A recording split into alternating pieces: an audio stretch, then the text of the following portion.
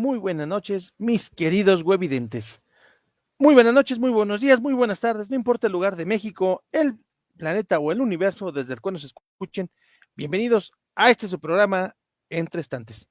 Sí me oigo lento porque como que me duele la garganta y la verdad tengo sueño, pero no se lo digan a nadie. Pues una nochecita bastante interesante, eh, más que la noche, lo que viene mañana. Hoy tenemos un programa bastante interesante también. Vamos a tener una entrevista muy padre y pues estamos a la espera, bueno, unos minutitos en lo que empezamos con nuestro recorte informativo.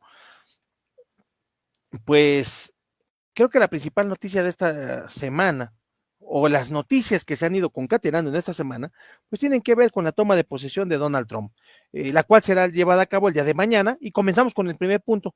No la va a llevar al aire libre como normalmente sucede en la zona de escalinatas del Capitolio, sino que lo va a llevar bajo techo.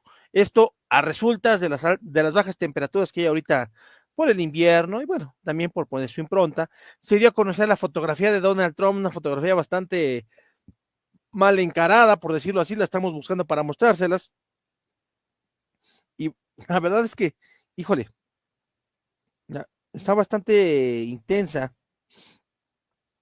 porque de alguna manera se relaciona con aquella fotografía que le tomaron a Donald Trump cuando fue fichado en el año 2020. Miren ustedes, aquí está la fotografía oficial de Donald Trump. A ver, aquí está. Oh, esta es la fotografía oficial de Donald Trump. Noten ustedes, una fotografía mal encarada, yo diría amenazante. Y esta fotografía de alguna manera se relaciona con aquella foto que le tomaron en el 2024.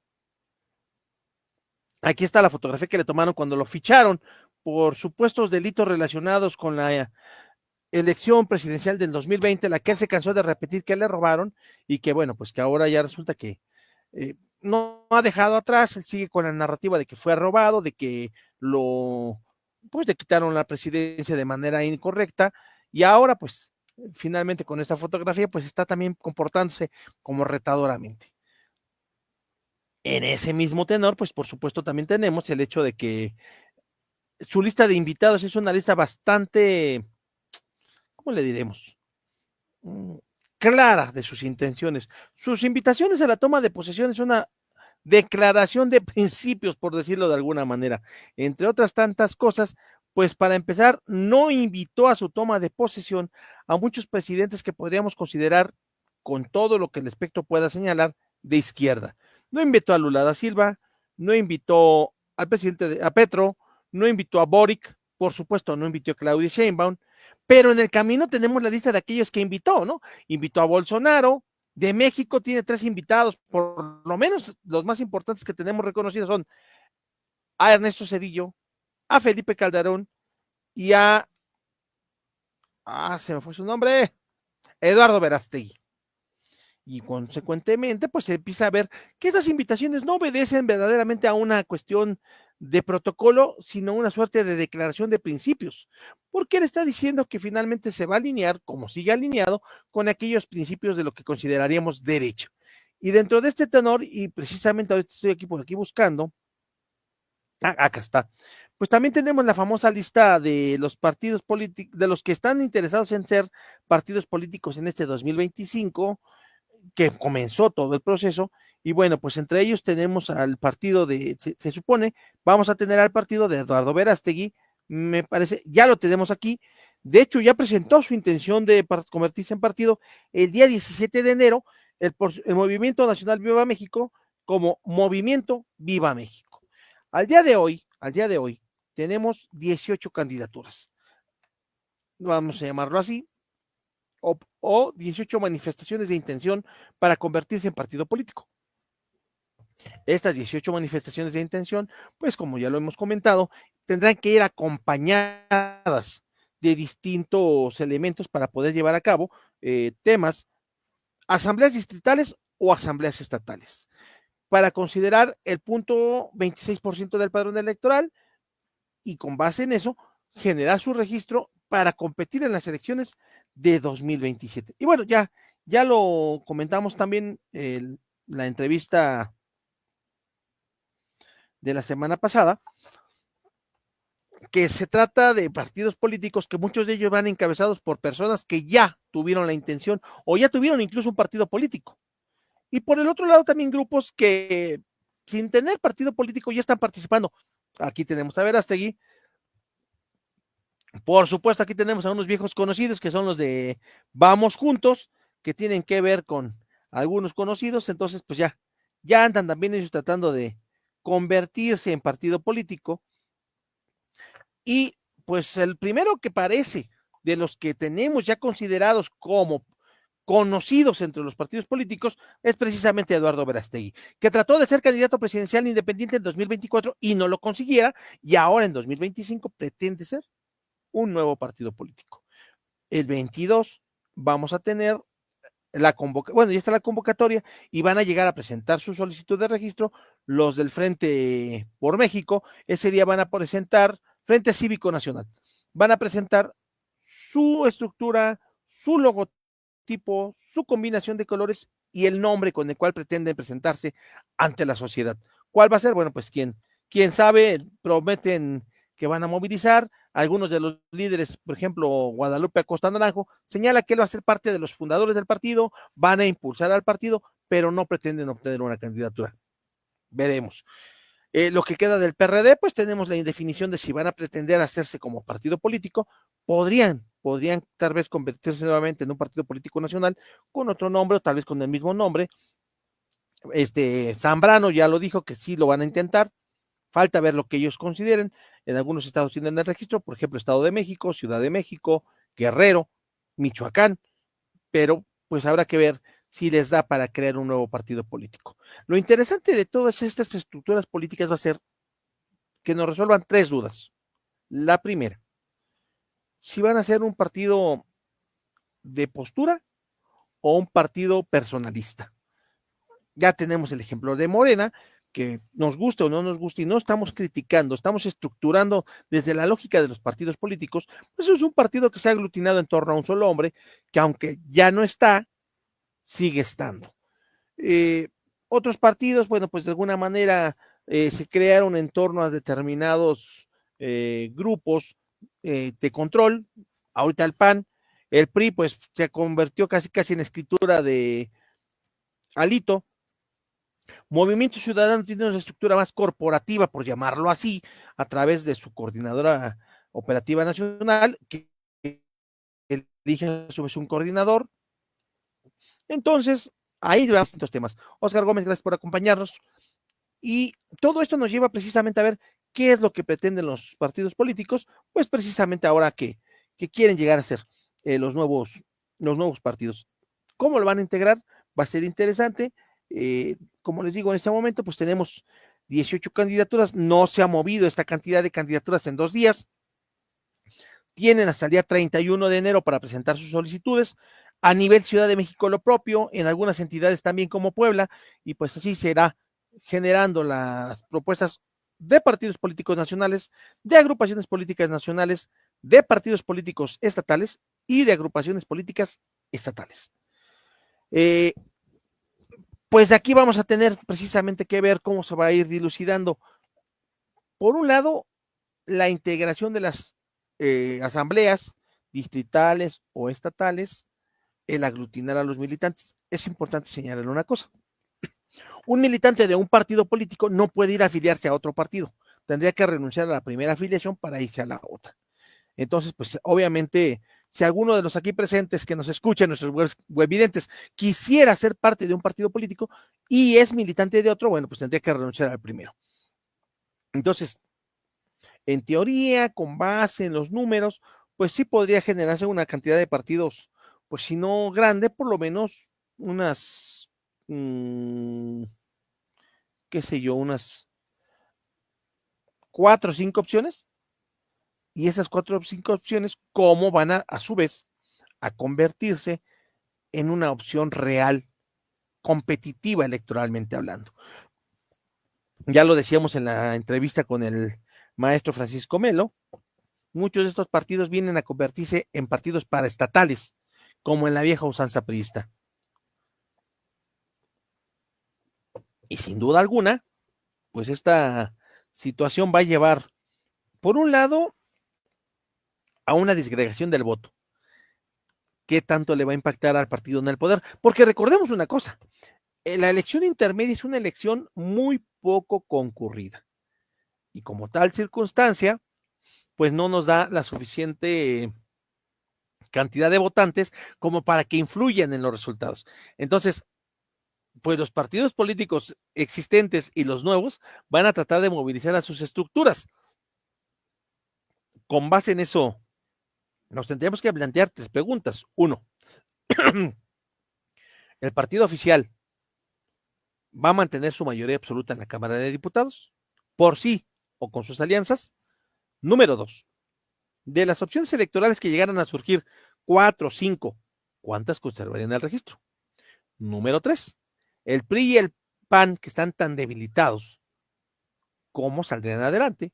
Y número 4, ¿qué va a pasar con Movimiento Ciudadano? Que su estructura electoral, su estrategia electoral y sus resultados electorales tuvieron un salto cuántico, pero en el 2027, ¿cómo van a lograr?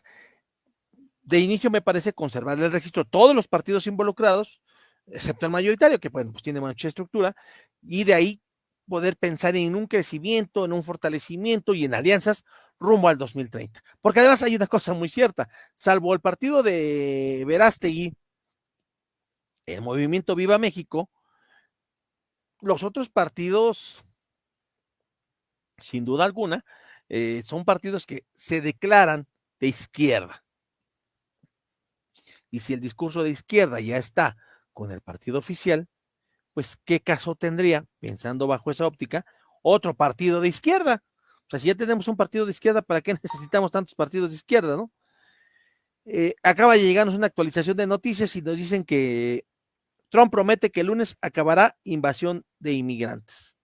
Recordemos que como a mediodía más o menos va a estar tomando posición Donald Trump y a partir de ese momento, pues lo que viene es una serie de órdenes ejecutivas. Él mismo habla hasta de 100 órdenes ejecutivas que, como su nombre lo indica, son documentos firmados por el presidente de los Estados Unidos, donde existe cierta instrucción para determinados actos administrativos, que no deben ser ni siquiera ratificados por el Congreso, ni avalados, ni aprobados por este, y en tal razón, pues podrán ser impulsadas desde el día 1. Y en este caso, el día 1, pues es mañana. Porque además, mañana él ya dijo que tras la protesta, como les estaba diciendo, comenzará a firmar sus órdenes ejecutivas y en tal razón, pues tendremos que ver qué es lo que sucede. Recordemos que Donald Trump tiene en torno a la frontera sur de los Estados Unidos por lo menos 3 ideas claras. Para él, terminar el muro, iniciar una serie de redadas para expulsar a la mayor cantidad de migrantes e imponer aranceles. Y todo esto involucrado con una postura particular, el combate a los cárteles de la droga, a los cuales insiste en que va a buscar la manera de declararlos grupos terroristas. Y por consecuencia, obviamente, en Estados Unidos, en México, pues, ¿qué va a pasar, no? ¿Qué postura va a tomar? Digo, actualmente la presidenta, pues, sigue diciendo que va a hacer colaboración, pero no subordinación con los Estados Unidos. Ha habido algunas acciones, algunas reacciones y algunas posturas que se encaminan, por llamarlo así, a cambios con la política de su antecesor, pero no llega hasta el fondo de esto. Entonces, pues ahí va a estar muy divertido. Son las 9:14, estamos en espera de que se conecte nuestro invitado y bueno, vamos a comenzar precisamente con una serie de datos. En marzo de este 2025 se van a conmemorar 40 años de la muerte de don Jesús Reyes Heroles. En septiembre de este año se van a conmemorar 25 años de la muerte de Carlos Castillo Peraza, el último ideólogo del PAN. Y en marzo, el marzo 13 de este 2025, se van a conmemorar, ahora sí, ahora sí, porque ya lo platicábamos hace 4 años, se van a conmemorar 700 años de la fundación, por lo menos según la tradición histórica que no tenemos las pruebas claras, 700 años de la fundación de México Tenochtitlan. México Tenochtitlan, que se ha convertido para muchos, maestro Francisco Melo, gracias por su me gusta. Quédese que la plática va a estar interesante porque a lo mejor hablamos de un partido político nuevo, de los que no hablamos la semana pasada. No se nos ha movido el número, seguimos en 18, pero el último de la lista que le compartí es el movimiento Viva México, que es el partido que pretende impulsar Eduardo Verástegui, que entre otras cosas, como lo decíamos al principio del programa, va a estar invitado mañana a la toma de posesión de Donald Trump. O sea, fíjese usted nada más la lista de invitados de Donald Trump hasta donde nos quedamos. En México, porque obviamente a nivel mundial, pues también su lista está bastante divertida, pero en México invitó a Ernesto Zedillo, a Felipe Calderón y a Eduardo Verástegui. Y Eduardo Verástegui hasta un rap les compuso a la campaña de Trump. Gabriel Ortiz, muchas gracias por acompañarnos, muy buenas noches. Oigan, por cierto, antes de que llegue nuestro invitado, hombre, les tengo una noticia que pues qué pena para mí, qué pena con la publicidad engañosa, pero bueno, ahí lo tendremos que dejar de tarea.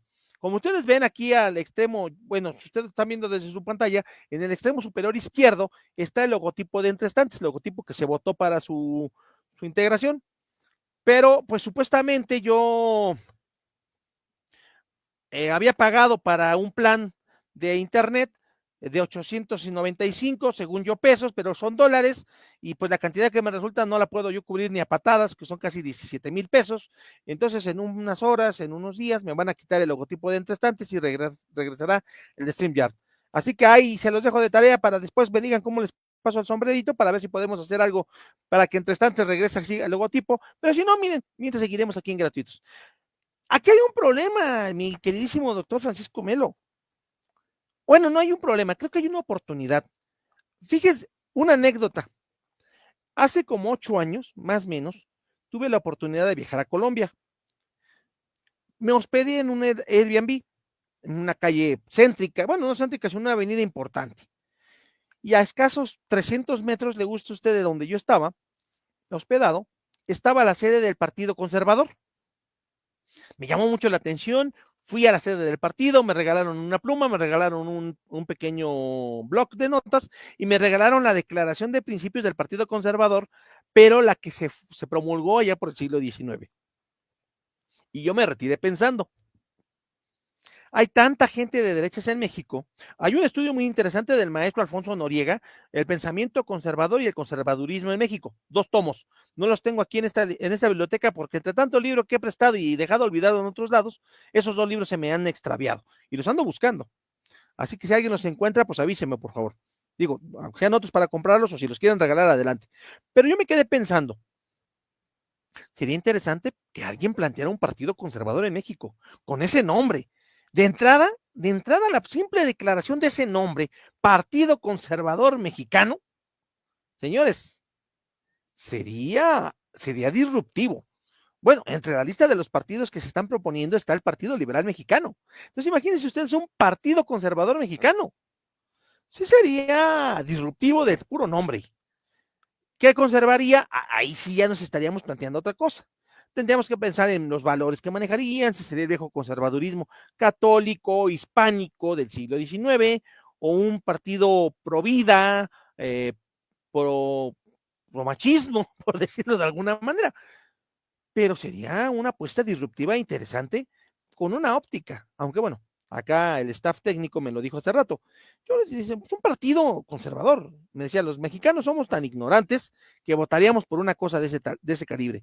Y el término ignorante no tiene que ver con la sapiencia, que quede claro, tiene que ver más con la postura política que manejamos, porque además mucha gente confunde el apartidismo con el apoliticismo. No somos apolíticos.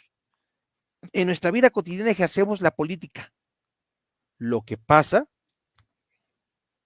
es que no tenemos una militancia, digo, hablo en plural, aunque ustedes saben que yo sí, pero no tenemos una militancia, no tenemos una suerte de principios claros y con base en eso nosotros nos movemos de, no, yo soy apolítico. No, no eres apolítico, eres apartidista.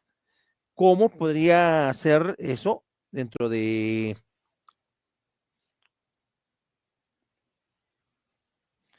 Estamos aquí coordinando con el invitado. ¿Cómo podría ser eso una manera de participar o de convencer a la gente a participar? precisamente la semana pasada, y comenzaba yo diciendo también esto en el programa antes de que se nos conectara aquí el doctor Francisco Melo, cómo los partidos que están, ya son partidos vistos por cuanto a sus integrantes. Estos ya está, los de Verástegui, bueno, empiezan ahí. El 22 llegan los del Frente Cívico Nacional, que ya también los tenemos vistos. Lo que queda del PRD tal vez intenta agruparse en un nuevo partido. Y un montoncito de etcéteras. ¿Qué opciones tendremos? Por ahí también se anda rumorando que otra vez Pedro Aces y su CATEM van a intentar hacer un partido político. No sabemos si la CENTE, bueno, el CENTE, corrijo, el CENTE también pretenda lo propio. ¿Qué vendrá? Creo que por lo menos de aquí al 31 todavía habrá unas propuestas van muy despacio, ¿eh? Hace 6 años, por esas fechas ya iban casi 50 solicitudes y llegó a la friolera de 113, de las cuales 86 se aprobaron y al final solo 3 procedieron.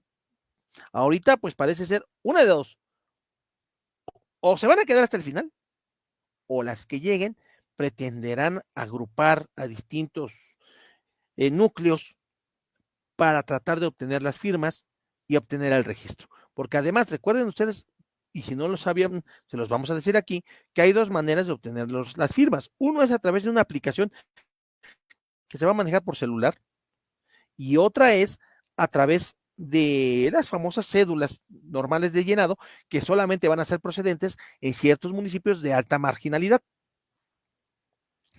Entonces, ahí va a estar muy interesante para saber qué es lo que va quiénes van a salir. Entonces, quién sabe si los católicos, sí que los católicos se agrupen o no. No sabemos si los protestantes, como ocurrió hace unos años con el Partido Encuentro Social o con el Partido Encuentro Solidario, también se vayan a agrupar. Digo, ahorita no parece ser que tengamos dentro de los que están aquí señalados alguno que se relacione de manera tan directa con los liderazgos del PES antiguo e incluso el dirigente del Partido Encuentro Social, el Partido Encuentro Solidario, yo también. Saludos, Alfredo Pérez de Dios. Saludos, saludos, saludos. Eh, gracias por acompañarnos. Entonces, híjole, pues ahí va a estar lo interesante en ese tema. Si sabemos que hay 18 solicitudes, podrán llegar unas, ¿qué? 10 más tal vez, llegaremos a 30. Lo iremos viendo número a número. Pero también la cantidad de solicitudes, yo creo, corríjanme ustedes también, mis queridos escuchas, si van a verse influenciados por la toma de posesión de Donald Trump. Nos gusta o no nos gusta, a partir de mañana, la lógica de relaciones México-Estados Unidos va a transformarse. Sí, Donald Trump es un viejo conocido. Sí, Donald Trump ya gobernó cuando gobernaba aquí la izquierda, pero de alguna manera no es, Donald Trump es misógino. Saludos, mi querido Alfredo Pérez de Dios. Donald Trump no es misógino. Y lo vimos en las mismas campañas, porque además le ha tocado ir de candidato en contra de mujeres. ¿Qué va a pasar ahí? Va a ser un candidato, va a ser un presidente que ignore a México porque quien lo gobierna es una mujer, va a tratar de aplastar a esa mujer por ser mujer. ¿Qué va a pasar ahí? Pues eso lo vamos a saber a partir de mañana y por supuesto, nos guste o no nos guste, eso va a tener una afectación en cómo se conduce la política, que por cierto, ahí pues estaban con el pendiente y sobre todo aquellos que están ahí metidos con las noticias de la política, pues recuerden ustedes, y si tenían el pendiente ya se les quite, ya se reconciliaron Ricardo Monreal y Adán Augusto López, ya están reconciliados, los que creían que la 4T iba a derrumbarse porque esos dos próceres y adalides de la izquierda estaban peleados, lamento informarles que se van a quedar con las ganas porque ya se reconciliaron, ya hay paz, ya hay fraternidad en toda la izquierda de la 4T. Entonces, no saquen cuentas alegres porque, ¿qué creen? Que ya no hay pleito entre Adán Augusto y entre Ricardo Monreal. Jos Parra dice, no será grato para México. Creo que es importante dejar en claro un tema. la relación México-Estados Unidos jamás ha sido buena para México. Creo que seguimos creyendo en esa frase.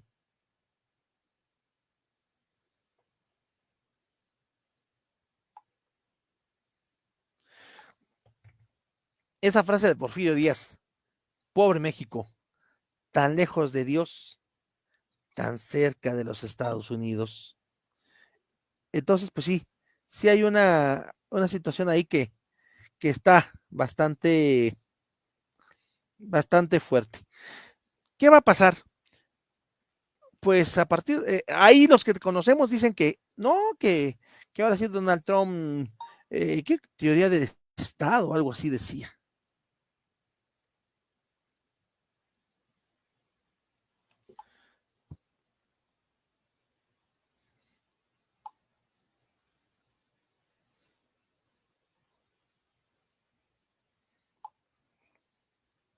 Y seguimos esperando a nuestro invitado. Le dije que a las 9:15, pero no se ha presentado. Tan lejos de Dios, tan cerca de Estados Unidos, así es, así es. Entonces, seguimos aquí en la coordinación.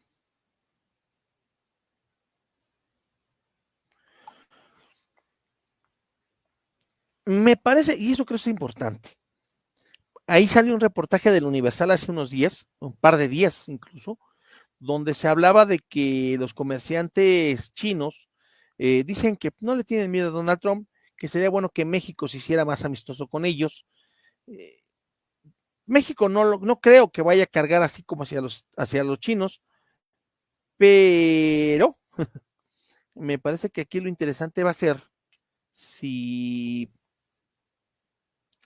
México no se deja apabullar por Donald Trump, como desgraciadamente lo hizo el mismo, ahí se me fue, Justin Trudeau. Trudeau se espantó, se dejó llevar, eh,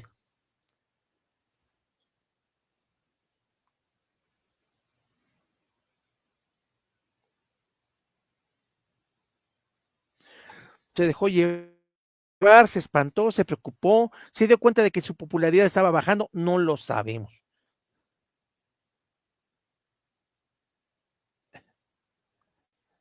Bueno, qué bueno que le divierte el programa a Jos Parra. eh, Aquí el tema va a ser cómo va a reaccionar México, cómo va a reaccionar Canadá, cómo va a reaccionar. Ya, ya llegó nuestro invitado, ya lo tenemos aquí. Como preámbulo, porque él ya nos ve, pero no lo ven ustedes. eh, Les decía yo, y ese va a ser mi preámbulo para sentarme a platicar con él.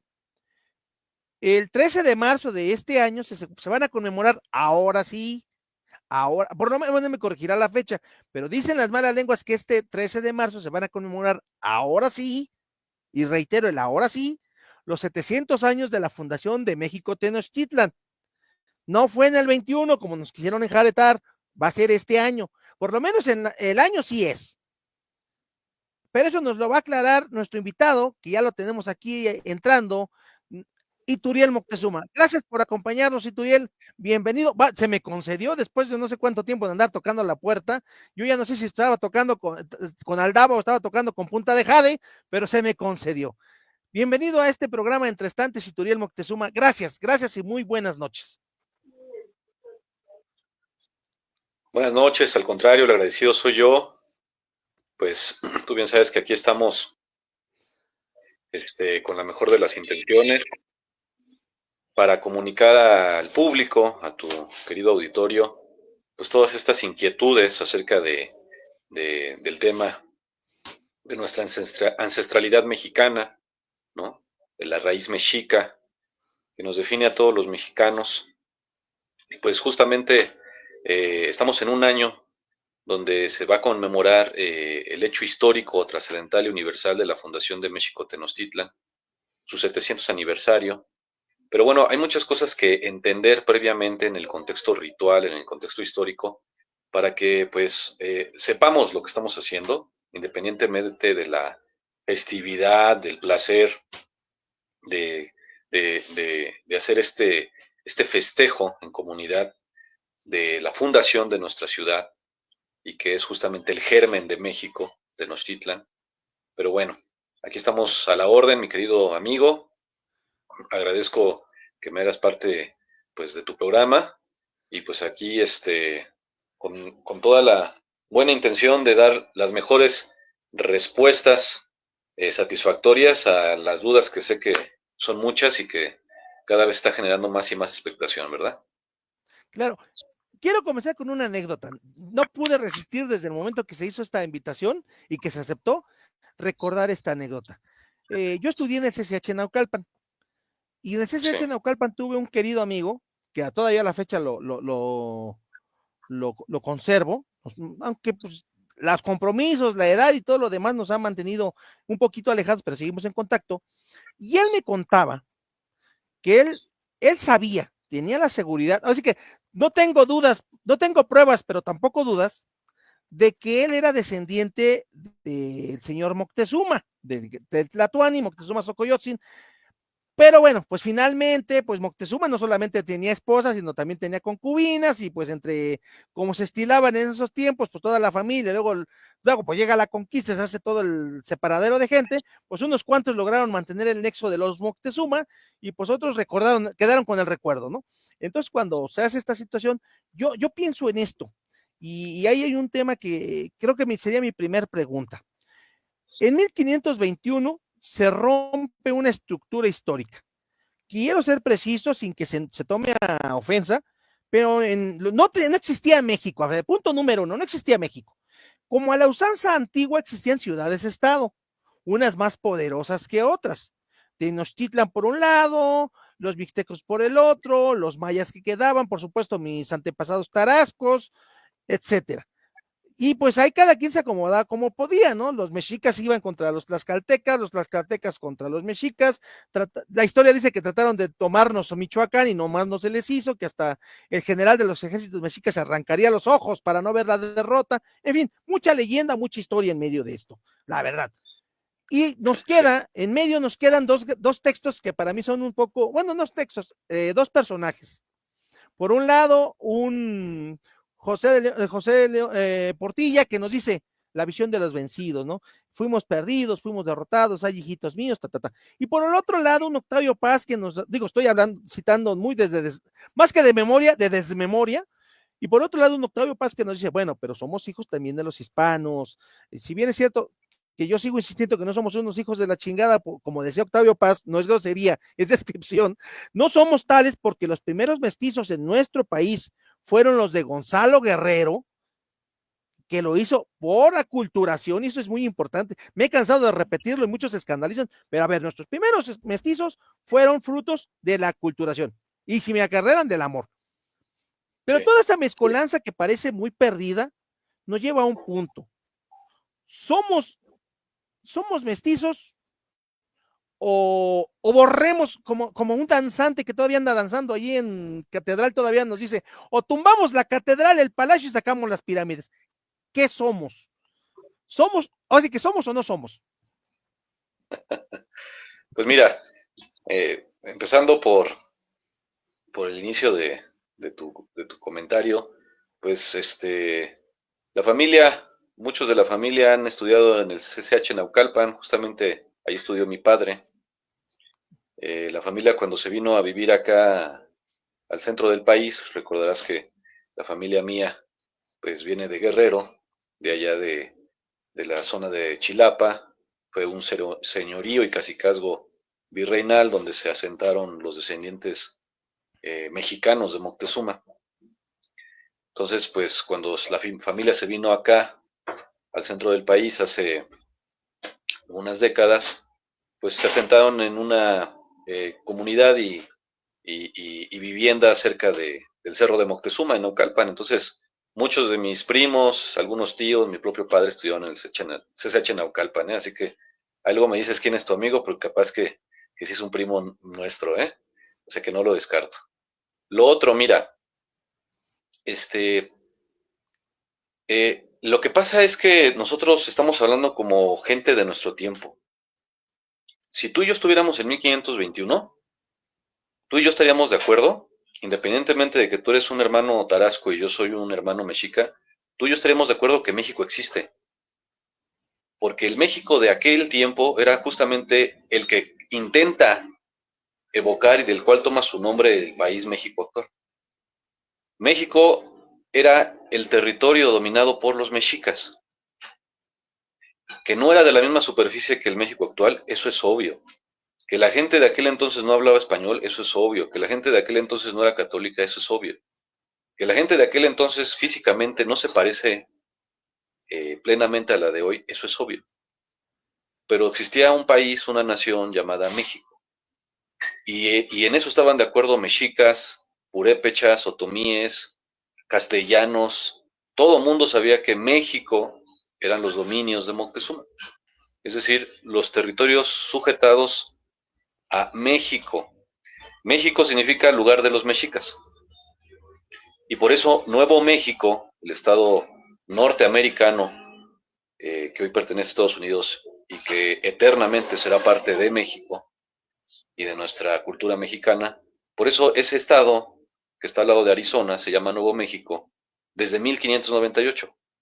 Se llama Nuevo México porque durante la colonia los nativos mexicas y de las culturas dominantes acompañaron a los españoles a sujetar o conquistar los territorios del norte. Y a ese lugar, Nuevo México, así le llamaron por petición de los mexicas, porque allá, según nuestra tradición, allá estaba Aztlán. Entonces, en memoria de Aztlán y en homenaje a la cultura mexica, allá se le llamó Nuevo México, porque en la colonia México tenía el nombre de Reino de México. Entonces, México en un inicio fue una ciudad-estado que tenía un territorio que controlaba, eso fue la época prehispánica, igual que Roma. Roma se llama así por la capital Roma, pero realmente el Imperio Romano no se llamaba Roma.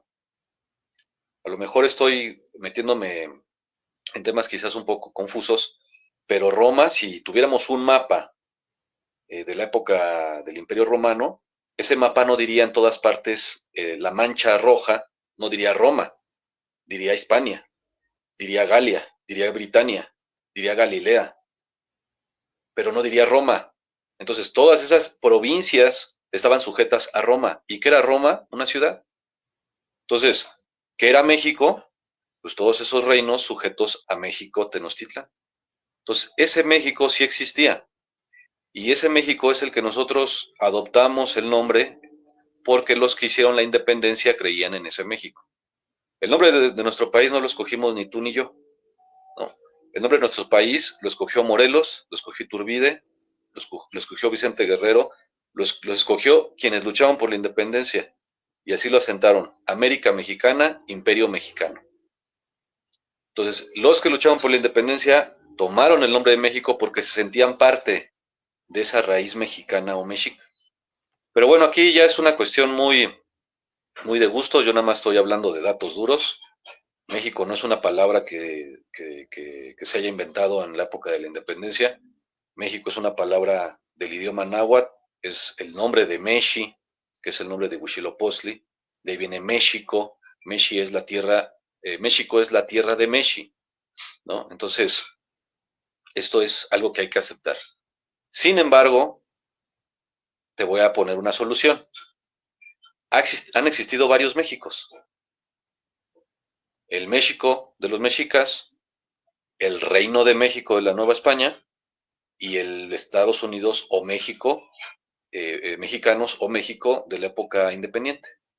Entonces, todos esos son los Méxicos que ha habido, ¿no? Entonces, en cada uno de estos Méxicos, claro que no han sido idénticos, no son, incluso han sido, vamos a decirlo así, contradictorios entre sí esos Méxicos, pero hay algo que es un común denominador.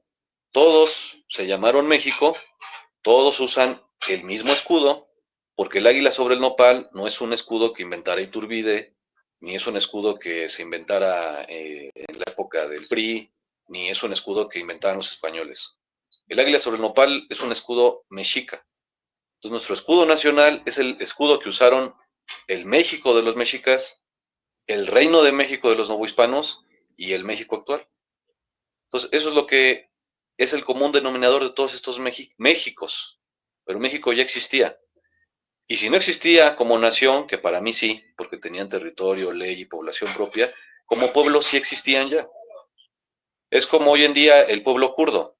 No existe el país kurdo, pero existe el pueblo kurdo. En 1948 no existía Israel, pero existía el pueblo judío.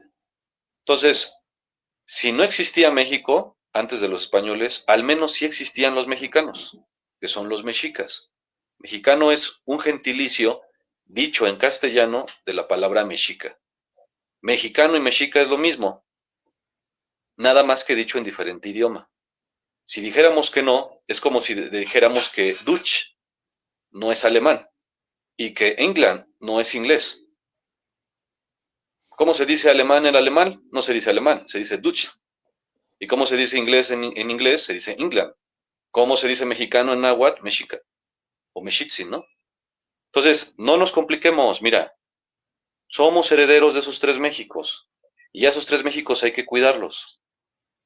¿Qué somos ahorita? Mexicanos. Mestizos es todo el mundo. No caigamos en ese error. Todo el planeta Tierra es mestizo. Todos los alemanes son mestizos, todos los chinos son mestizos, todos los mexicanos son mestizos, todos los españoles son mestizos. Ese tema de hablar de mestizos e indígenas es un tema, yo le llamo, pues, un lastre colonialista, porque es asumir que hay razas puras. Y no, no hay razas puras, solo hay una, la raza humana. Hay etnias, grupos étnicos distintos, pero si a esas vamos, pues el mexica tiene mucho de siberiano, tiene mucho de tolteca y en su momento, pues también estaba cruzándose con los mayas en el Soconusco. El español, pues es el embudo de Europa. Ahí están resumidas las culturas arábigas, africanas, griegas, grecorromanas, romanas, hasta escandinavas, celtas, ¿no? Entonces, todo el mundo es mestizo. No caigamos en ese error. Si hay que denominarnos de alguna manera, yo le propongo a la gente que nos llamemos indohispanos, porque somos indios y somos hispanos. Indohispanos, no somos Yo te lo hispanos, firmo, no somos hispanos, ¿eh? Porque no yo te lo nacimos en firmaría. Hispania, exacto. Entonces somos indohispanos. ¿Y de dónde yo llego a esa conclusión? Porque la familia Moctezuma en la colonia era considerada española e india. A nosotros, en la Nueva España, cuando nos presentábamos en actos oficiales o en juicios, se le preguntaba al Moctezuma, ¿cómo te presentas? ¿Como indio o como español? ¿Por qué? Porque teníamos derecho a tener las dos calidades, indio y español. Éramos indios españoles. Entonces, el mexicano, que tiene una componente europea y una componente indígena, pues es un indo-español. Y hay mexicanos que no tienen componente europea, pero tampoco quiere decir que no sean mestizos. Todas las culturas en algún momento originario estaban entrelazadas y se dispersaron por el mundo. Entonces, todos somos mestizos. La gran mayoría de los mexicanos somos indohispanos, culturalmente hablando, y ya hay originarios muy excepcionales. Los indígenas lacandones, los rarámuris de la Sierra Tarahumara y los nahuas de Citlala son grupos muy particulares que sí no tienen una aculturación mayoritariamente europea, ¿no? De ahí en fuera, hay que llegar a esa conciliación, hermano. Mira, los tarascos, que está mal dicho, son purépecha, y los mexicas eran la misma familia. No eran diferentes razas, eran el mismo pueblo. Y como familia, pues tú bien sabes, las mejores familias, pues hay competencia. ¿Quién era más fregón? ¿Sinsunzán o Tenochtitlán? Las dos. Pero estaban en competencia. Y como grandes imperios que fueron, pues entraron en esa competitividad que detonó en batallas y guerras. No es nada de lo cual hay que avergonzarse, porque justamente eso habla de que había ímpetu. Al final, si entendemos que no eran marcianos contra venusinos, sino que eran gente, pueblos, hermanos del mismo familia troncal azteca, pues vamos a entender que pues sí, estaban en competitividad, entraban en conflictos, pero no había ese odio que hoy nos quieren inculcar. Es decir, los mexicas no odiaban a los purépechas, ni los purépechas odiaban a los mexicas. Estaban en competencia. Había celos, había envidias, quizás, pero no había un odio, porque sabían que ambos eran hijos del sol, hijos de la madre tierra, hijos del maíz.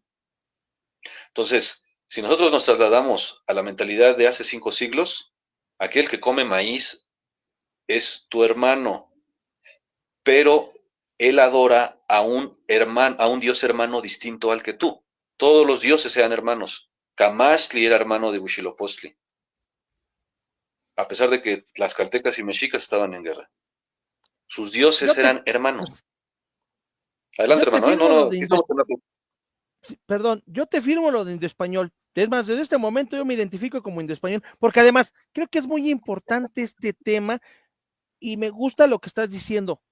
Creo que vivimos o traemos una historia llena de prejuicios, llena de visiones sesgadas, y una de ellas es finalmente que si tú te sientes orgulloso de tus antecedentes precolombinos, vamos a llamarlo así, estás mal. No, yo tengo, no nos está escuchando, pero yo tengo un maestro que me dice que todo el arte precolombino es una porquería porque lo bonito es lo que viene de Europa. No, espéreme tantito. Revíseme usted Teotihuacán, revíseme usted las estelas mayas, revíseme usted los murales de Cacastla y ahí hay arte, ahí hay fuerza, ahí hay discurso. O sea, no me vengan con eso, ¿no? Pero por el otro lado, tampoco puedes negar al final de cuentas en qué idioma estamos hablando.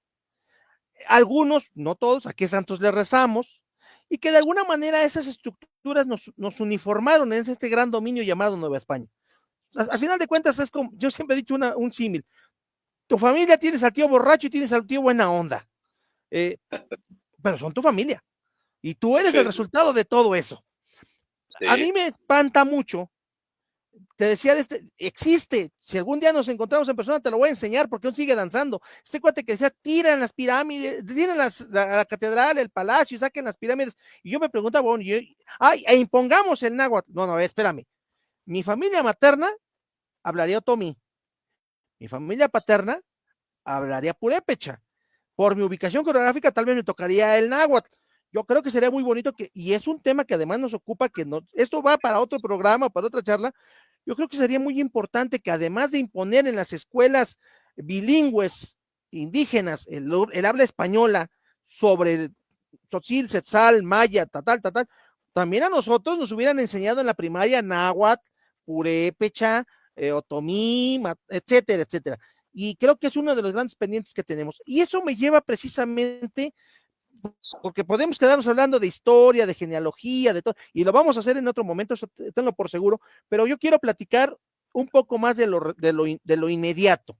Y lo inmediato es que ustedes, tú junto con una organización muy grande, se encuentran atendiendo el tema del reconocimiento de las comunidades, de la comunidad indígena en la Ciudad de México, y que va avanzando esto y que se va a plasmar en un evento el próximo domingo 26 de enero en el Monumento a la Revolución, que además va antecedido, por lo que pude ver en el chat, donde amablemente me has invitado a participar, por lo menos ahorita de escucha, de otro evento que va a haber en Azcapotzalco entre sábado y domingo. Platícanos un poquito de esto. Ah, perdón, y al final una pregunta que nos hace aquí Alfredo Pérez de Dios. Bajo esa lógica, ¿cuál sería la lengua oficial en México? Yo adelanto la respuesta, todas, porque además de México no tiene lengua oficial. Eso es un detalle muy importante. Hablamos español, pero no tenemos lengua oficial. Ahora sí, platícanos. ¿Sigues ahí? Bueno, ya se nos pasmó. Espérense tantito. Bueno. A ver, vamos a esperar un segundo. No sé si sea su internet o el mío.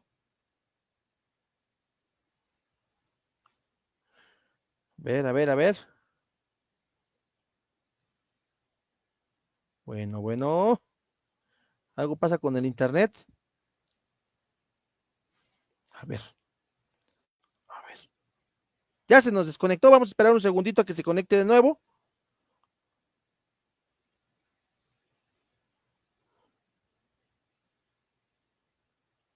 Vamos a esperar un segundito a que se nos conecte.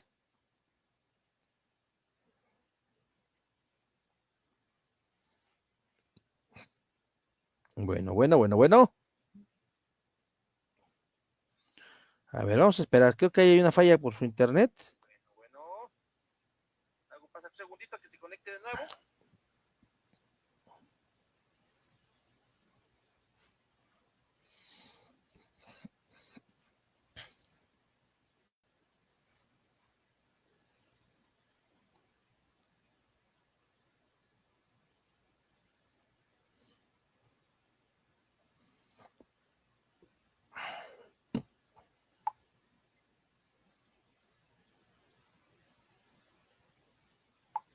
Vamos a ver.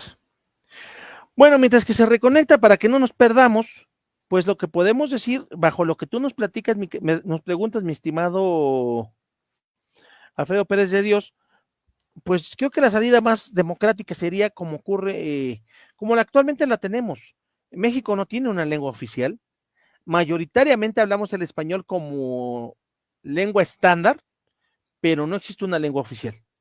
Hay países como Paraguay, como Bolivia, como la India, que tienen una serie de lenguas oficiales, que son muchas. De hecho, por ahí hay un libro que no tengo aquí a la mano, si no se los presumiría, que habla precisamente sobre la lengua oficial, y es que no sé dónde quedó, como para ahorita ponerme a buscarlo y enseñárselos, pero habla precisamente sobre ese tema. Aborda el uso de una lengua oficial. Y la lengua oficial en México sí sería. Actualmente, si las cuentas no me fallan, tenemos 62 lenguas indígenas o lenguas originarias. Con el español serían 63. Entonces, si me acarrean, tenemos 63 lenguas oficiales. Unas con mayor número de hablantes, como es el náhuatl, como es el maya, como es el tzotzil, el tzetzal, el purépecha, el otomí, otras con muy pocos hablantes. Pero todas ellas se convierten en lenguas totalmente oficiales, o por lo menos lenguas de uso en nuestro país. Y bueno, pues finalmente ahí sí nos viene el tema de qué va a ocurrir con con esas lenguas el día de mañana, porque muchas de ellas están desapareciendo. Entonces sí tenemos ese problema. A ver que se nos conecte Ituriel para platicar sobre el evento del próximo 26, porque yo tengo algunas notas ahí de lo que va a ser, pero realmente, y ustedes mismos en la fotografía, ya se está conectando nuevamente, ya está por conectarse, ya está en ese tema conectando, ya se nos conectó. Eh, Perdón, ahí el internet nos jugó la pasada, pero regresamos. ¿De qué va a ser el evento el próximo domingo? Y nos decía Alfredo Pérez de Dios, ¿cuál sería la lengua oficial de México? Yo le digo que si la memoria no me falla, contando el español tenemos 63 lenguas. México oficialmente no tiene una lengua oficial, valga la redundancia. Lo lógico sería que fueran todas de alguna manera. Pero platícanos, Ituriel. Bueno, una disculpa, está fallando el internet.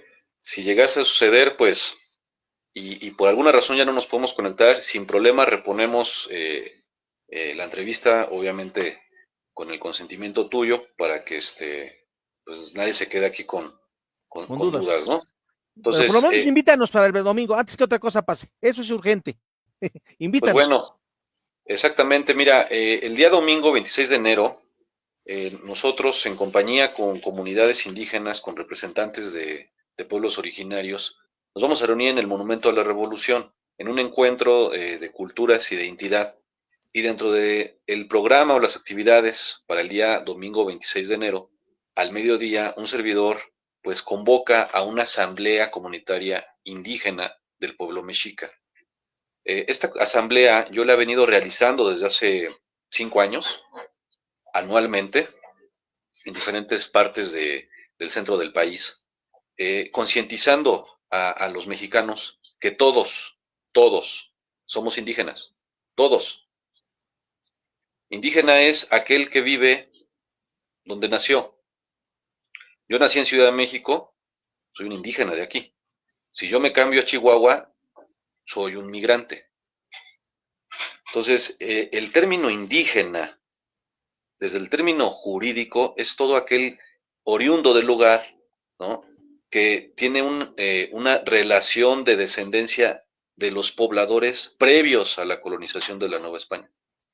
En esa categoría caemos todos los mexicanos. Todos los mexicanos descendemos de un otomí, de un mexica, de un maya, de un zapoteca, todos, todos. Y todos, la gran mayoría vivimos donde nacimos, en la ciudad al menos, donde nacimos, la gran mayoría seguimos viviendo ahí. Entonces, tenemos derechos indígenas todos. El derecho indígena es el derecho de tu localidad, de la autodeterminación de tu comunidad.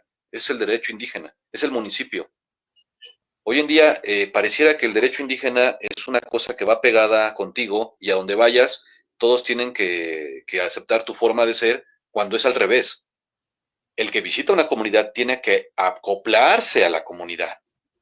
Yo ¿De como mexica acuerdo? no puedo ir a Madrid a pedir que veneren a Huitzilopochtli. Así como un español no puede venir al centro ceremonial del Templo Mayor a poner una cruz de Cristo. Entonces, es lo que debemos entender. Cada pueblo, cada dios, cada ideología, cada cosmovisión tiene su punto geográfico, su lugar en el universo. Eso es el indigenismo verdadero, el respetar el territorio de otro, el no perturbar la comunidad de otro, el si te vas a integrar a una comunidad, respeta sus usos y costumbres, su libre autodeterminación y no pretendas representarlos porque tú no eres de allí.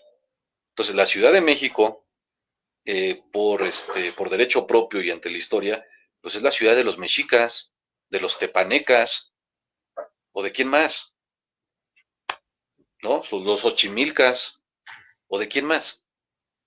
Entonces, ¿dónde están esos pueblos? En el catálogo de los pueblos reconocidos oficialmente del país, no están esos pueblos. Entonces, nosotros no somos nahuas, no somos nahuas. Nahua no era ningún pueblo. Nahua es una denominación para los que hablan náhuatl. Es como si dijeras que los angloparlantes, son una etnia. No, los angloparlantes no son una etnia, son una comunidad que comparte el idioma inglés. La etnia son británicos. ¿Me explicó? Esos son etnias. Entonces, los mexicas no somos nahuas, hablamos náhuatl o hablábamos náhuatl. Pero tu lengua no determina tu origen étnico. Porque si no, entonces todos los judíos que hablan inglés y no hablan hebreo tendrían que renunciar a su condición de judíos, ¿no? Cosa que sería absurda. Entonces, el idioma no tiene por qué ser una limitante para que alguien pertenezca a un pueblo. Para que tú pertenezcas a un pueblo, necesitas creer y tener una forma de vida como ese pueblo al que dices pertenecer. Entonces, un judío no está obligado a hablar hebreo. Un judío está obligado a adorar a Yahvé y practicar el Rosh Hashanah y el Yom Kippur y todas las festividades judías, ¿no? Y todo lo que conlleva ser judío. Bueno, un zapoteco no está obligado a hablar zapoteco, pero sí está obligado a conocer de la cultura zapoteca, a conservar sus ritos de la lluvia, a darle culto al señor Koshi, eso es lo que está obligado. Un mexica no está obligado a hablar náhuatl, pero está obligado a rendirle culto a Huitzilopochtli, a llevar las veintenas, el calendario solar de Tenochtitlan. Entonces, si un mexicano tiene derecho a conservar su comunidad a como su comunidad era, pues ese derecho es para todos, no nada más para unos cuantos, porque si nosotros estamos haciendo leyes selectivas, estamos brindando privilegios, y entonces, ¿de qué nos quejábamos de Santana e Iturbide si estamos haciendo un país con gente con privilegios? Todos debemos tener el mismo nivel de derechos y el mismo nivel de responsabilidad. Y el derecho indígena es para todos los mexicanos, no nada más para un grupo. Entonces, si hacemos distinciones por color de piel, porque alguien habla un idioma, eso ya cae en el racismo. Y eso es lo peligroso y es lo que yo quiero concientizar a la gente. Si tú te autodeterminas mexica, vives en la Ciudad de México y conservas y adoptas la forma mexica en su gran componente o gran parte, pues tienes derecho a pertenecer al pueblo mexica y el pueblo mexica, claro que tiene derecho a estar oficializado. A eso vamos a la asamblea que es la de este año 2025, el 26 de enero, a que toda la comunidad de la Ciudad de México, en compañía y testigos de las comunidades del Estado de México, que también son parte del pueblo mexica, pues nos pongamos de acuerdo para que el trámite del reconocimiento del pueblo mexica sea una realidad este año 2025 del 700 aniversario de Tenochtitlan. Yo ya llevo mucho trabajo zanjado durante estos años. Yo he venido pues impulsando este movimiento porque yo me siento mexica y yo lo soy. Yo desciendo de los mexicas.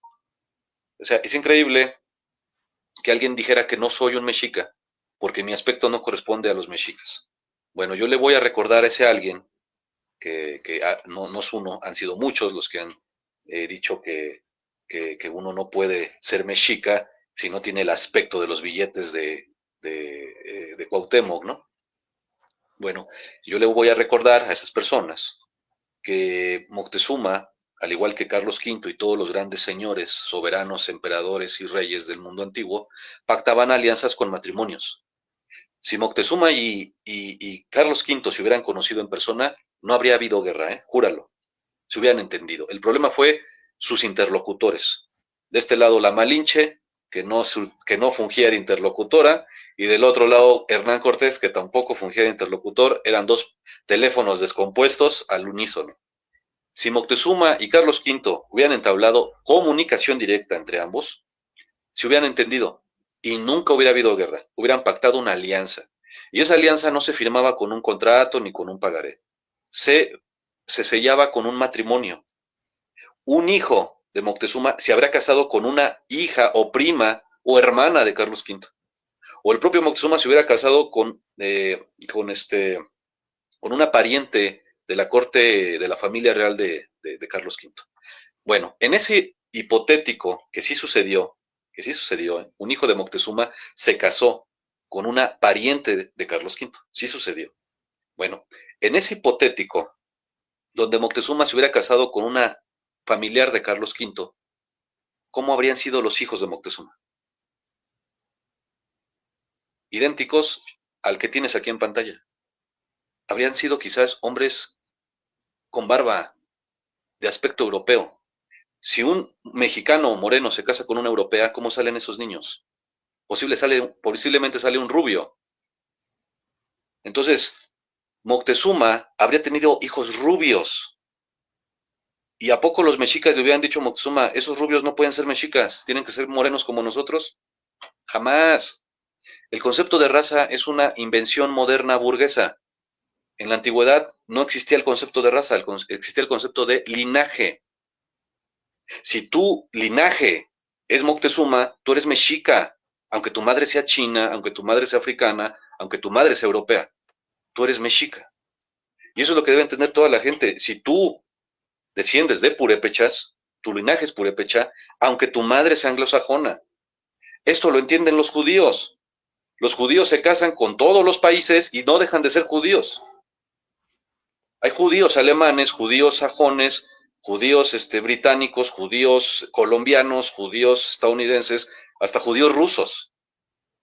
Entonces, ¿por qué no va a haber mexicas blancos? Yo no estoy diciendo que cualquiera puede ser mexica, no. Cualquiera que descienda de Moctezuma, cualquiera que descienda de los habitantes de Tenochtitlan, tiene derecho a reconocerse como mexica porque viene de ese linaje. Entonces, gran parte de los habitantes de la Ciudad de México provienen de los habitantes de Tenochtitlan. Por tanto, tienen derecho a reconocerse como mexicas.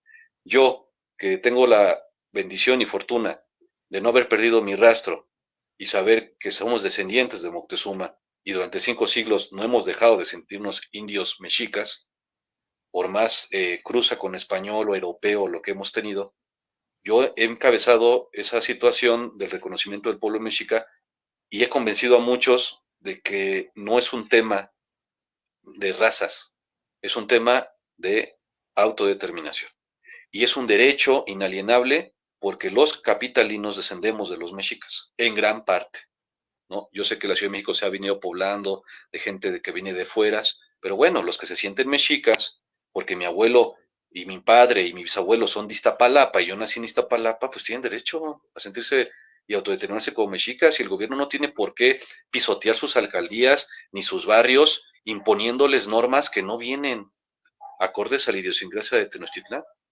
Eso es lo que estamos trabajando y eso es lo que quiero que nos pongamos de acuerdo en la comunidad este 26 de enero, que sería la quinta asamblea, después de 5 largos años de este trabajar que he venido haciendo en todo el país, y pues es momento de aterrizarlo. Yo ya tengo las bases jurídicas, ya tengo mucho trabajo adelantado, pero mi obligación es compartirlo con el público, porque no es un trámite que esté pidiendo para mí solito, ¿verdad? Es un trámite que pido para mí, para mi familia, pero también para el pueblo mexicano. Entonces, esa es la invitación, mi querido hermano, para este 26 de enero 2025, al mediodía, en la plaza pública del Monumento a la Revolución de la Alcaldía Cuauhtémoc. Ahí los esperamos para nuestra asamblea comunitaria indígena del pueblo mexica. Me parece perfecto. Seguiremos difundiéndolo nosotros en Entre Estantes. Y una pregunta, sobre todo porque ahora estamos en esa temporada. Te he seguido desde hace un rato, te he mandado por ahí mensajes, no nos habíamos podido coordinar hasta ahora que ya se pudo dar con este evento, esta reunión. Sin embargo, entre lo mucho que yo leí, recuerdo, corrígeme si me equivoco, o precisame si es correcto, se había manejado la posibilidad de que ustedes iban a presentar una iniciativa, una solicitud para un partido político de raíz, pues hasta mexica, de raíz indigenista, por ponerlo de esta manera. ¿Es correcto? ¿Se va a hacer o no se va a hacer? Y si se hace, ¿cuál sería la postura?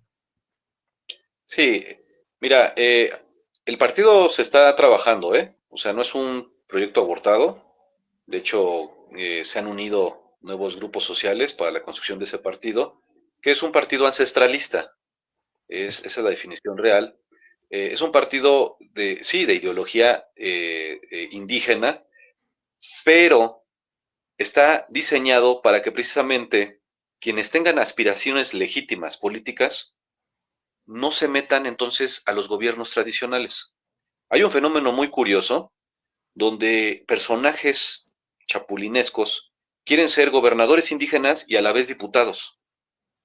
Gente que quiere ser a la vez ofrendador maya eh, y sin ser maya, y también quiere ser diputado de la localía maya. No, hay que entender que los gobiernos tradicionales no son un gobierno que sustituya al gobierno federal.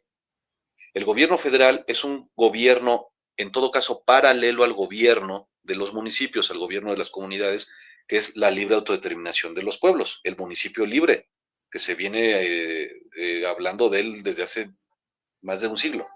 Entonces, el partido político es para todas esas personas que desean que la legislación mexicana se armonice con el derecho indígena y con los sistemas normativos. Pero también es una forma de filtrar a todas esas personas que quieren hacer política con lo indígena y no se vale. Los gobiernos tradicionales, los consejos comunitarios, no tienen por qué estar perturbados con politiquería. Entonces, para garantizar la participación de todos los que se autodeterminan indígenas en la política y cargos de gobierno federal, para eso está el partido.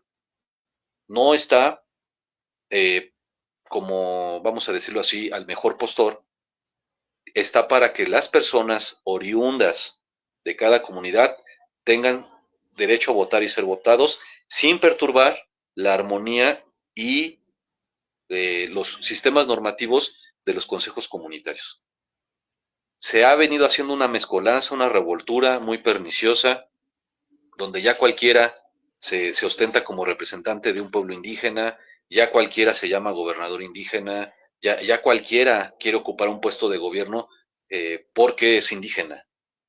Entonces, el sentido del partido es justamente regular esa parte y que el Estado mexicano entienda que el movimiento indígena no tiene por qué ser un movimiento privativo de ciertos grupos, que es un derecho de todos los mexicanos, pero tiene que estar plasmado en las leyes y el gobierno tiene que entender que el partido indígena es un partido que se necesita sí o sí, porque así como necesitamos partidos de izquierda, de derecha, pues también necesitamos un partido que abogue por la raíz mexicana, porque si no, todo va a terminar en folclore, el movimiento indígena, pues ya más a veces parece que es para disfrazarse, ¿no? Con atuendos muy coloridos, entregar bastones de bando como si fueran juguetes, o sea, ya se Mm, toma como un circo, y eso no es el movimiento indígena. El movimiento indígena no tiene que ver nada con estos shows políticos. El movimiento indígena vuelvo a repetir, es un derecho de todos los mexicanos a conservar sus costumbres y a decidir sobre las políticas de su comunidad, sujetados al pacto federal y al gobierno constitucional. Es decir, aquí no estamos hablando de independizar territorios, ni de escindirnos del Estado mexicano, ni de ir en contra del Estado mexicano. El Estado mexicano es un gobierno fundamentado para todo el territorio nacional. Y el gobierno indígena o autóctono es un gobierno fundamentado solamente para la delimitación territorial de una etnia. No es un gobierno nacional en el sentido estricto de la palabra, porque un gobernador indígena de todos los pueblos, de todos los pueblos indígenas mexicanos, pues básicamente está haciendo las de Moctezuma. Moctezuma, ni el propio Moctezuma, que fue el soberano rey más prominente de Anáhuac en el siglo XVI, ni siquiera él representaba a todos los pueblos. Entonces, ¿de dónde me sacan que un personaje puede representar a todos los pueblos indígenas del país? Eso no está dentro de nuestra cosmovisión. Si tú eres gobernador indígena, lo eres de tu etnia. No puedes ser de todos los indígenas. Eso es una aberración.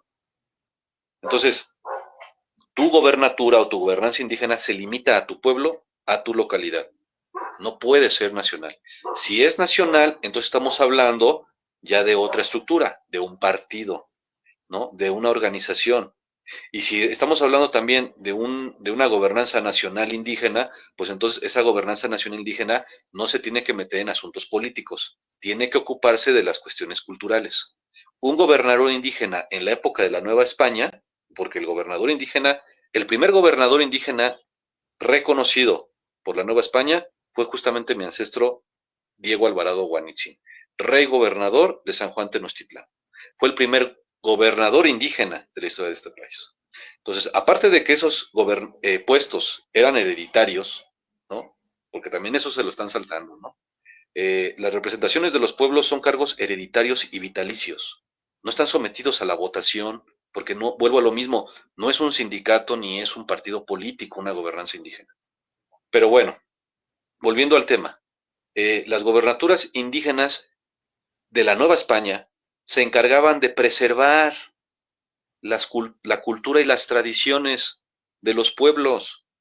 En todo caso, un gobernador indígena nacional tiene que encargarse justamente de que se preserve la lengua, de que se preserve la religión, la cosmovisión, las festividades indígenas, no andar metido en temas políticos. Si no separamos lo político partidista de las gobernanzas indígenas, mira, esto va a terminar en un desastroso fracaso y no va a ir más allá de este circo que pues ya están montando políticos donde creen que porque les dan un bastón de mando indígena, ellos ya representan a todos los indígenas y creen que los indígenas están ya sujetados a su voluntad. O sea, tú no puedes entregar un bastón de mando a alguien que no es de tu comunidad. Si tú le entregas un bastón a un político, será en un gesto de amabilidad y cordialidad. Pero es como si un judío le entrega una insignia judía a un no judío. Entonces, si tú no eres un mexica, ¿cómo pretendes un bastón de mando mexica? Si tú no eres zapoteco, ¿cómo pretendes un bastón de mando dado por los zapotecos? No se está entendiendo. Yo disculpo a todas estas personas que están cayendo en estas prácticas erróneas, porque entiendo que no saben. ¿Por qué? Porque su contexto de vida quizás es otro, ¿no?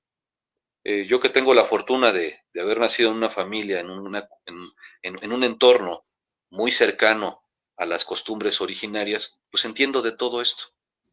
Y es lo que yo quiero compartir con el público mexicano para que no se desvíe el movimiento. Aquí yo no se trata de exhibir a nadie, no, se trata de que todos los mexicanos entendamos de qué va el movimiento indígena para que realmente le sirva al país.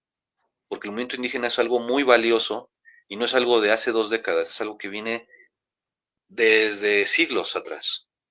Entonces, como mexicanos, como indohispanos, pues tenemos que echar mano de lo mejor de ambos mundos, ¿no? De nuestra herencia europea y de nuestra herencia americana. Entonces, yo celebro que los que se sienten muy autóctonos, pues no se aparten de su raíz. Y yo celebro que aquellos que reconocen su parte del mestizaje cultural, pues tomen lo mejor de Europa para adaptarlo al sistema mexicano. Yo en este caso, pues mi labor es que todas las voces estén escuchadas para que se logre realmente una constitución apegada al derecho mexicano, al derecho de América, al derecho indígena, y no seamos una copia barata del derecho anglosajón, porque ya ni siquiera somos eh, eh, cercanos al derecho romano en el que se fundamentó la buena república. Ya somos una copia barata del derecho anglosajón. Y no es que el derecho anglosajón sea malo, es que nosotros no somos anglosajones. Nuestra idiosincrasia indohispana, nativa, americana, no permite que nos desarrollemos a plenitud porque estamos usando conceptos de un pueblo que no comparte con nuestra condición de mexicanos, no comparte muchas de las ideas, ¿no? Entonces, la forma en la que los sistemas penales o judiciales de los indígenas nativos de Anáhuac castigaban los delitos no se parece a la forma que hoy tenemos. O sea, para pronto en Tenochtitlan no había cárceles. No había cárceles, no había gente que la condenaran de por vida o 3 o 4 o 7 años a prisión. Eso no existía en Tenochtitlan. El sistema de cargos era, el sistema judicial imponía castigos de resarcimiento del daño. O la gente caía en una servidumbre de las personas que afectaban. O simplemente se ejecutaba la pena capital, la pena de muerte. Bueno, para nuestros ancestros, encarcelar a alguien era una aberración, era algo inhumano. Para ellos era más humano matarle en un rito sagrado que encerrarlo de por vida en una jaula. Entonces, desde allí nos damos cuenta lo muy distorsionado que estamos llevando las cosas porque no entendemos de dónde venimos. El hecho de que nuestros ancestros no practicaran el sistema carcelario porque lo consideraban inhumano y ellos decían que si alguien cometió una falta, que reparara el daño, incluso a costa de convertirse en empleado, siervo o esclavo de aquel al que le hizo el mal. Eso lo entienden los pueblos indígenas. Esas prácticas las siguen llevando los pueblos indígenas, ese sistema, esos castigos. Pero también la forma en la que eligen a sus gobernantes es algo que debemos entender. La democracia, como hoy en día la usamos, pues tampoco es una herencia indígena. La democracia actual, pues más bien parece como lo que llamaban los griegos, se me fue el nombre, se me fue el nombre de momento, pero era un sistema que ellos decían, la democracia en su fase más degenerada es el gobierno de las muchedumbres, no es el gobierno del pueblo, es el gobierno de las muchedumbres y se refieren a que solamente los grupos más activos son los que hacen más presión social para influir en el voto de la gente. Entonces, nuestros sistemas de elección de cargos ancestrales tenían previsto pues todo tipo de vicios, ¿no? Algunos cargos sean hereditarios, sí, pero la mayoría eran cargos también por méritos. Entonces, eso tampoco está legislado en nuestro país. ¿Qué méritos tiene alguien para ser diputado, para ser senador, para ser gobernador? Es que tiene una carrera política, sí, pero eso es un mérito personal de él. ¿Qué méritos tiene para con la comunidad? No, pues ninguno. Entonces, ¿por qué va a ser candidato? Ese tipo de cuestiones muy finas, si las legisláramos y las incluyéramos dentro de las reglas del juego, créeme que este país sería otra cosa. Porque estamos adoptando costumbres que no son propias pues del origen y la raíz mexicana, ¿no? Es un tema muy amplio, amigo, la verdad, Mucho. pues yo soy alguien muy fiel a mis creencias, trato de explicarlo de la manera más noble y clara posible. Entiendo que hay muchas formas de pensamiento, pero sé que mucha gente comulga con lo que un servidor está diciendo y esa gente pues también tiene derecho a tener su representación, ¿no? Entonces, pues de eso va el movimiento del reconocimiento del pueblo mexica.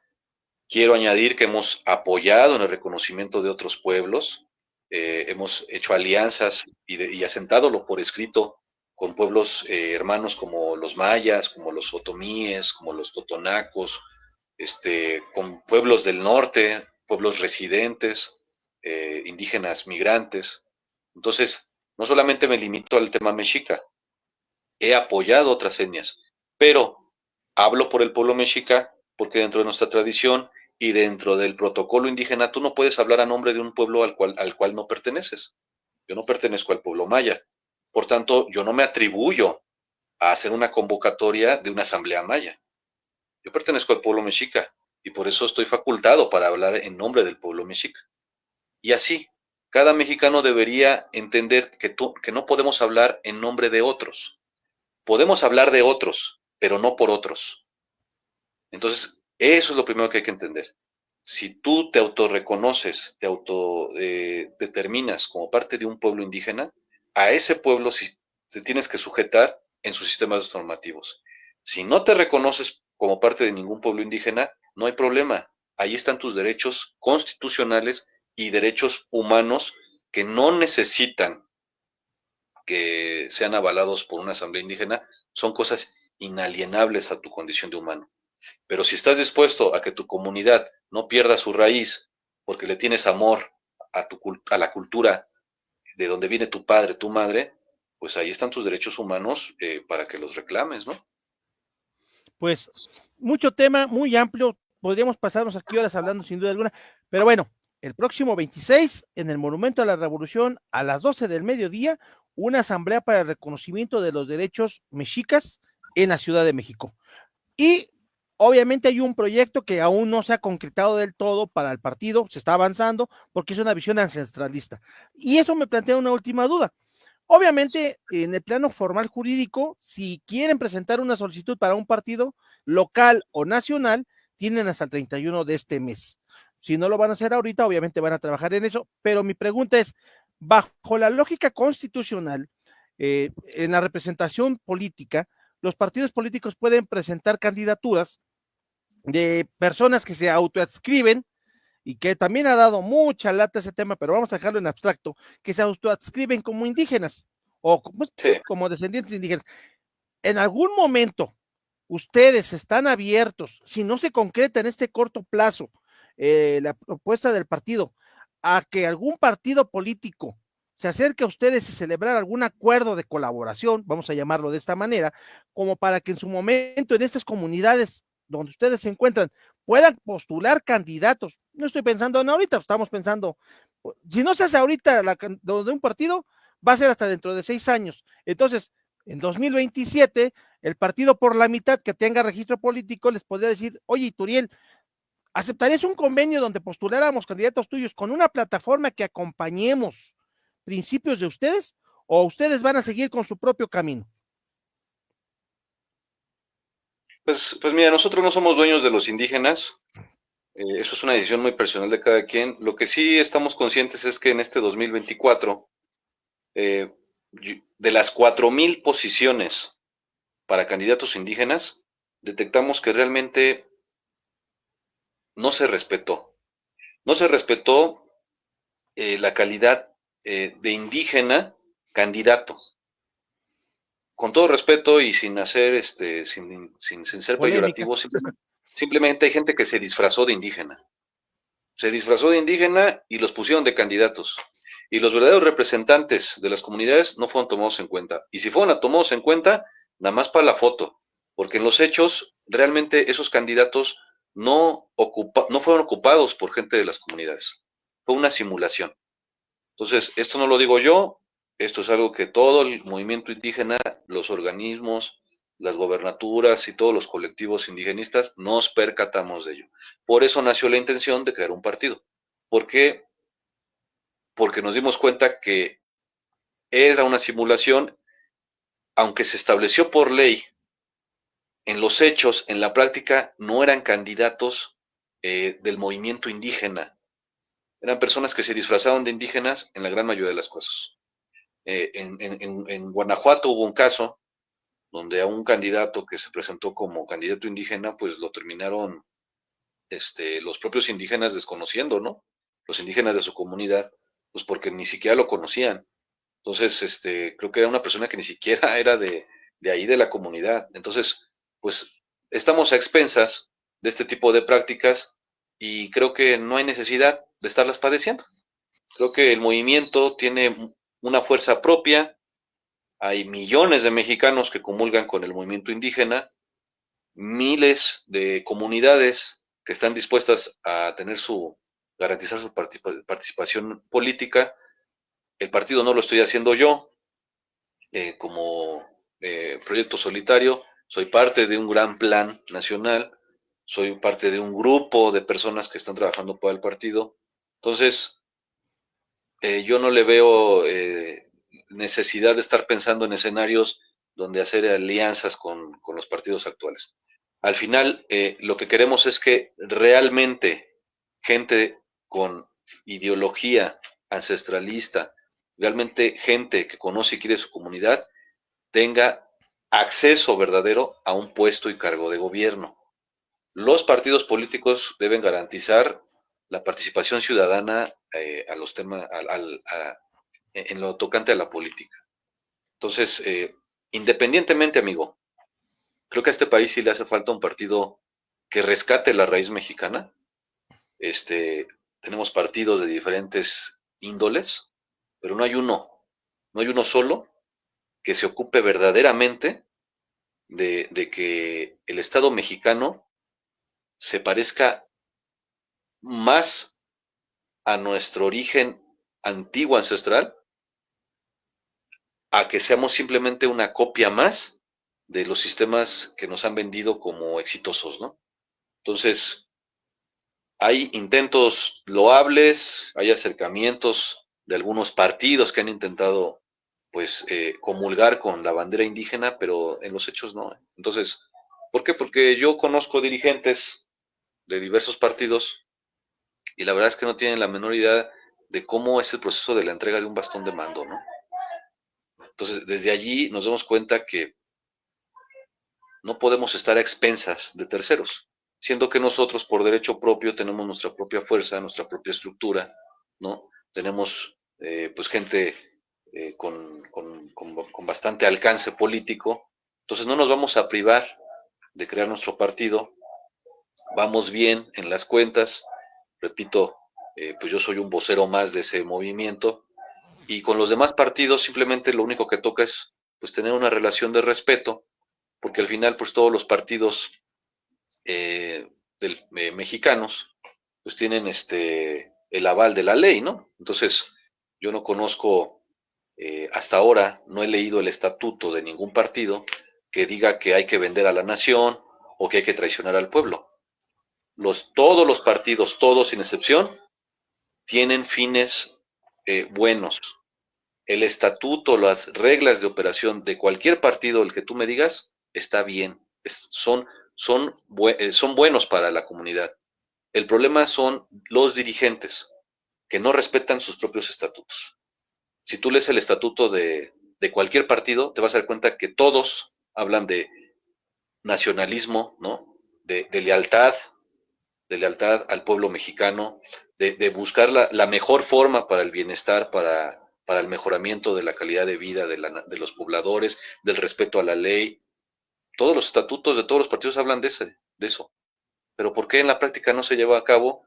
Pues porque la gente que entra a esos partidos en realidad no está comulgando con esa filosofía y simplemente usan a los partidos de trampolín para obtener cargos, pero realmente no sienten la ideología del partido.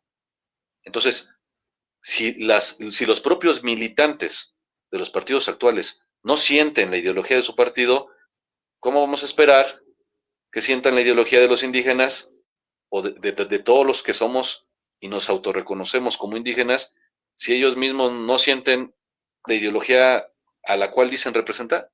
Entonces, yo creo que el camino es hacer el trabajo propio, respetar la vida política de toda la comunidad, no inferir en las decisiones de otros partidos, no hablar mal de otros partidos. A mí me parece que todos los partidos son necesarios, sean de izquierda, sean de derecha, sean liberales, sean conservadores, como es la terminología en boga, todos son necesarios, porque la historia es un péndulo.